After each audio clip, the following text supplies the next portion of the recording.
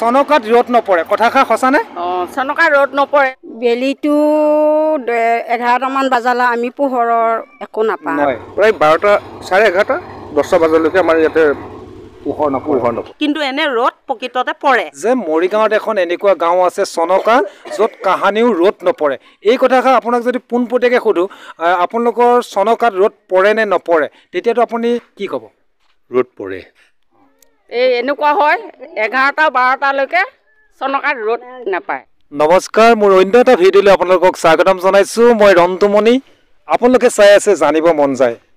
মই আজি আহি উপস্থিত হৈছোঁহি এই চনকা যিখন গাঁৱৰ নাম আপোনালোকে শুনি আছে, কাহানিও ৰ'দ নপৰা গাঁও চনকা। সেই গাঁওখনৰ প্ৰকৃততে ৰ'দ পৰে নে নপৰে বা তাৰ এই গাঁওবাসীয়ে কেনে পৰিৱেশত জীৱন যাপন কৰে সেই সম্পৰ্কত মই সুন্দৰভাৱে আপোনালোকক জনাবৰ কাৰণে আহি চনকাৰ এই দাঁতি কাষৰে এই ব্ৰহ্মপুত্ৰৰ বালিচৰত আহি উপস্থিত হৈছোঁ। সেই কিছু মুহূৰ্তৰ পাছতে মই চনকালৈ যাম। আপোনালোকে চাইছে সেই পাহাৰৰ দাঁতিতে সেইখন হৈছে চনকা। মই চনকালৈ গৈ চনকাবাসীৰ মনৰ অনুভৱ জানিম আৰু আপোনালোককো জনাম যে প্ৰকৃততে সেই চনকাত ৰ'দ পৰে নে নপৰে। আমি শুনি আছোঁ আৰু আপোনালোকে হয়তো শুনি আছে যে মৰিগাঁৱত এনেকৈ এখন গাঁও আছে যিখন গাঁৱত কাহানিও ৰ'দ নপৰে।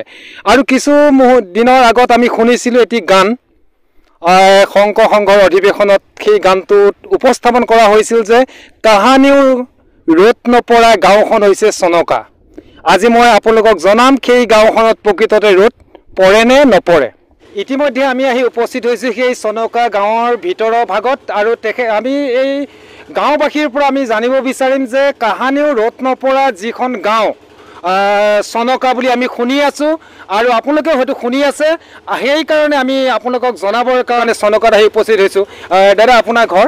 মোৰ ঘৰ ঔগুৰিত। হয়, চনকাৰ বিষয়ে আপুনি কি ক'ব? আমি শুনি থাকোঁ যে কাহানিও ৰ'দ নপৰা এখন গাঁও মৰিগাঁও জিলাত আছে যিখন গাঁৱৰ নাম হৈছে চনকা। আপুনি কি ক'ব?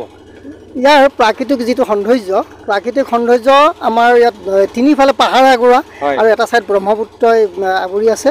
গতিকে পাহাৰৰ কাৰণে ইয়াত সূৰ্যটো অলপ দেৰিকৈ দেখা পায় আৰু সেইটো কাৰণে অলপ দেৰিকৈ পোহৰটো পৰে। প্ৰকৃততে ৰ'দ পৰে নে নপৰে পোনপটীয়াকৈ যদি আপোনাক সোধোঁ? ৰ'দ পৰে। ঠিক আছে, ধন্যবাদ দাদা। আমি আৰু গাঁওবাসী যথেষ্ট আছে, আমি তেখেতসকলৰ পৰা জানিব বিচাৰিম। দাদা, আপোনাৰ ঘৰ ইয়াতে?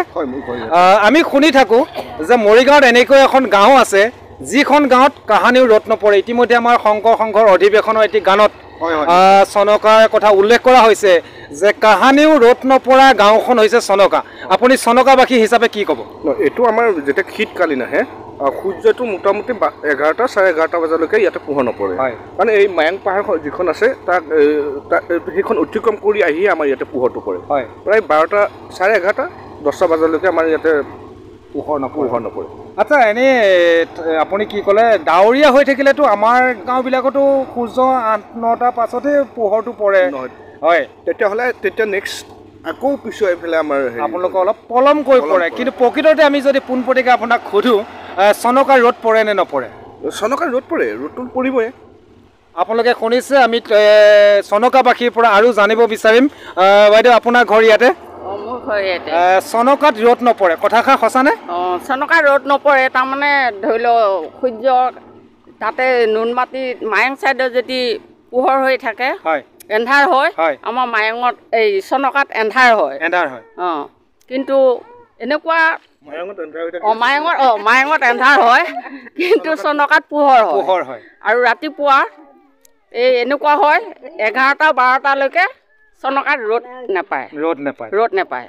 প্ৰকৃততে আমি যদি সোধোঁ ৰ'দ পৰে নে নপৰে? ৰ'দ পৰে, কিন্তু এটা বজাত পলম কৰি পৰে। ৰ'দ একেবাৰে নপৰা ঠাইও আছে। আমি তালৈকেও যাবৰ কাৰণে চেষ্টা কৰিম। আৰু আমাৰ বাইদেউ এগৰাকী আছে। বাইদেউ, আপুনি কি ক'ব? আপুনিও চনকাবাসী হিচাপে? হয়, চনকাত ৰ'দ পৰে নে নপৰে? পৰে। সূৰ্য ওলালেতো সকলো জেগাতে ৰ'দ পৰিবই, কিন্তু আমাৰ গাঁৱত অকণমান পলমকৈ পৰে কিন্তু ৰ'দ পৰে। আমাৰ আৰু আইতা এগৰাকী আছে, আইতা এগৰাকীৰ পৰা জানিব বিচাৰিম চনকাত ৰ'দ পৰে নে নপৰে?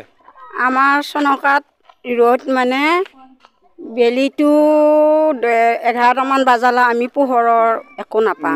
এতিয়াও বতৰ ডাৱৰীয়াই হৈ আছে। সেই পাহাৰ সিফালে চালে এতিয়াও কুঁৱলী পৰি থকা যেন লাগে। আগবেলাৰ ভিতৰত আমি পোহৰৰ ব্যৱস্থা নাই বেলা ভাটিকে আমি অলপ পোহৰ দেখা পাওঁ ৰ'দ পাওঁ এয়া ৰ'দ বিচাৰি বিচাৰি এয়া ৰ'দত থিয়া হৈ থাকোঁ থিয়া হৈ আছে আপুনি ৰ'দ নপৰা ঠাইখনত আপোনাৰ ঘৰ নেকি ঠাই মানে আগতে আৰু নাছিল কিন্তু ৰাস্তাটো হোৱাৰ পৰা গছ গছনিবিলাক কটাৰ পৰা যেনে তেনে আমি অলপ অলপ পাওঁ আপুনি কিবা গীত মাত বিহু এফাকি গাই দিব নেকি চনকাবাসী হিচাপে চনকাবাসী আমি শুনা পাওঁ যে চনকাবাসী প্ৰায় মানে আপোনালোকে এনেকৈ জানো আমি চনকাত বোলে যথেষ্ট পিকনিক থলী আৰু মানুহখিনি বিৰাট উৎসাহী মানুহ বুলি আমি শুনা পাই থাকোঁ আপুনি অলপ নাম আকৌ গাই দিম হয় যি পাৰে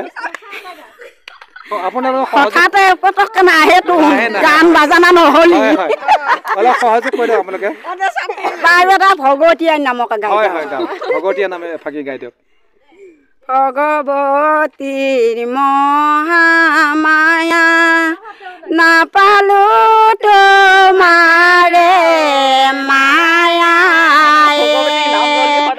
ৰাম ভগৱতী ধৰো চৰণত অভয় সংকীৰ্তে পৰো বৰাই চৰণত ধৰো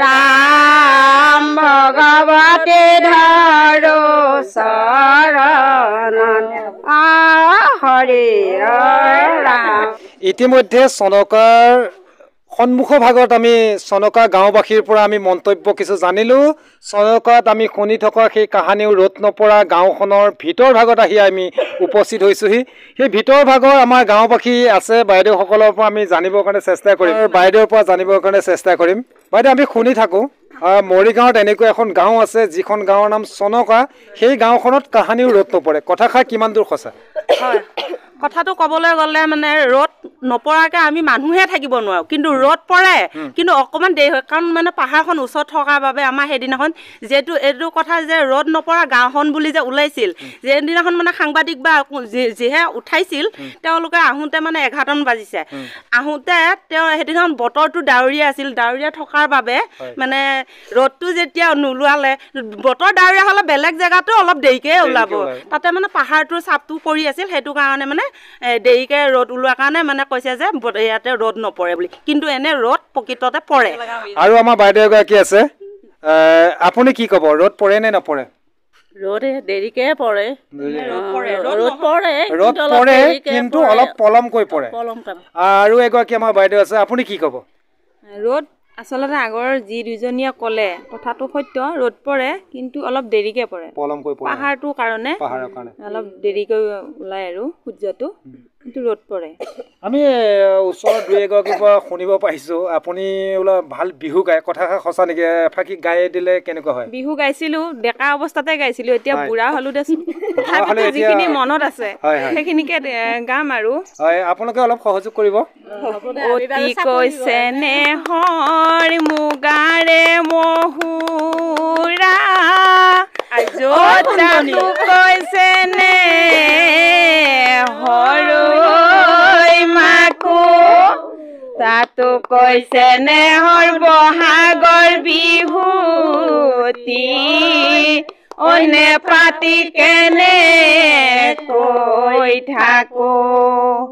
এচতে গৈয়ে গৈয়ে বহাগে পালেহি ফুলিলে ভেবেলি লতা কৈ থাকো মানে উৰকে নপৰে বহাগৰ বিহুৰে কথা ধন্যবাদ আপোনালোকে সুন্দৰকৈ বিহু এফাকি গালে আপোনালোকলৈ আমাৰ জানিব মন যায় তৰফৰ পৰা অশেষ ধন্যবাদ ইতিমধ্যে চনকাবাসীৰ গাঁৱৰবাসীৰ বিভিন্ন মন্তব্য আপোনালোকে শুনিলে আৰু ইতিমধ্যে আমাৰ চনকাৰ শেষ পৰ্যায়ত আমি উপস্থিত হ'লোহি তেখেতসকলৰ এই মহিলাসকলেও সুন্দৰকৈ বিহু এফাকিও গালে ইতিমধ্যে আমাৰ মাজত উপস্থিত হৈছে এই চনকা গাঁৱৰ গাঁও উন্নয়ন সমিতিৰ সন্মানীয় সভাপতি তেখেতৰ পৰা আমি জানিব বিচাৰিম আমি শুনি থাকোঁ চনকা গাঁওখনত কাহানিও ৰ'দ নপৰে এই কথাষাৰ কিমান দূৰ সঁচা চনকা গাঁওখনৰ ৰ'দ নপৰাৰ কাৰণ এটাই আছে মোৰ ঘৰত 11টা বজাৰ আগত এতিয়া ৰ'দ নপৰাৰ কাৰণটোৱে হ'ল মোৰ পূবত মায়াং পৰ্বত আকাশ ললঙা পৰ্বত সেই পৰ্বতৰ আগেৰে ধৰ সূৰ্য উদয় হ'ব লাগিব তেতিয়া মোৰ ঘৰত ৰ'দ পৰে কিন্তু এনেইতো য'ত পাহাৰ পৰ্বত নাই ত'ত তাৰ ধৰ পুৱালে ৰ'দ দেখাই দিয়ে বা সূৰ্যই দেখা দিয়ে কাৰণ হ'ল পূবৰ চাইডে আমাৰ পাহাৰ আছে পাহাৰ থকাৰ কাৰণে সেই 11টা বজাত সূৰ্য দেখা পাওঁ পাহাৰ দাঁতি কাষৰীয়া গাঁও হোৱাৰ কাৰণে আপোনালোকে সূৰ্যৰ পোহৰটো অলপ পলমকৈ পায় হয় নে নহয় হয় আৰু আমি যে শুনি আছোঁ কথাষাৰ ধৰক আমাৰ বিভিন্ন ঠাইত শুনা পোৱা যায় যে মৰিগাঁৱত এখন এনেকুৱা গাঁও আছে চনকা য'ত কাহানিও ৰ'দ নপৰে এই কথাষাৰ আপোনাক যদি পোনপটীয়াকৈ সোধোঁ আপোনালোকৰ চনকাত ৰ'দ পৰে নে নপৰে তেতিয়াতো আপুনি